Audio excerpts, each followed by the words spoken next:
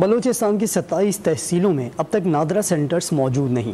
یہ انکشاف چیئرمین نادرا نے بلوچستان کے مسائل پر بنائی گئی خصوصی پارلیمانی کمیٹی میں کیا۔ چیئرمین نادرا نے کہا کہ کچھ علاقوں میں کالعدم BLA کی جانب سے نادرا کے دفتر جلائے گئے۔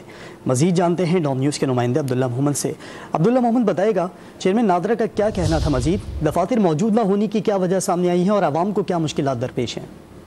جی بالکل، بلوچستان کے لیے سال 2020 میں بلوچستان کے مسائل حل کرنے کے لیے کمیٹی، پارلیمانی کمیٹی قائم کی گئی تھی، جس کا اجلاس آج 3 سال بعد پہلا اجلاس آج ہوا اسپیکر قومی اسمبلی راجہ پرویز اشرف کی صدارت میں، جس میں بلوچستان کے مختلف مسائل جو ہے اس کو حل کرنے کے لیے تجاویز مانگے گئے کہ کیا مسائل ہیں۔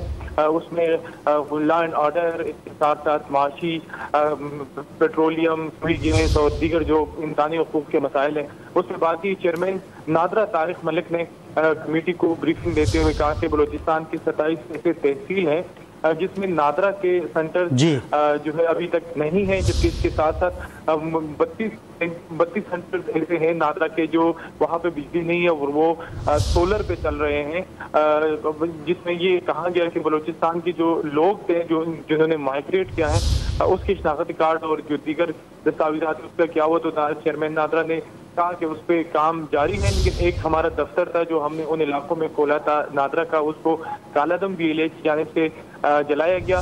کچھ تکنیکی اور فائنینشیل مسائل بھی اور اس کے ساتھ ساتھ سیکیورٹی مسائل بھی ہے، جس کی وجہ سے بلوچستان کی جو 27 تحصیل ہے اس میں نادرا کے دفاتر جو ہے وہ قائم نہیں کیے گئے۔ جی عبداللہ محمد، بہت شکریہ آپ کا۔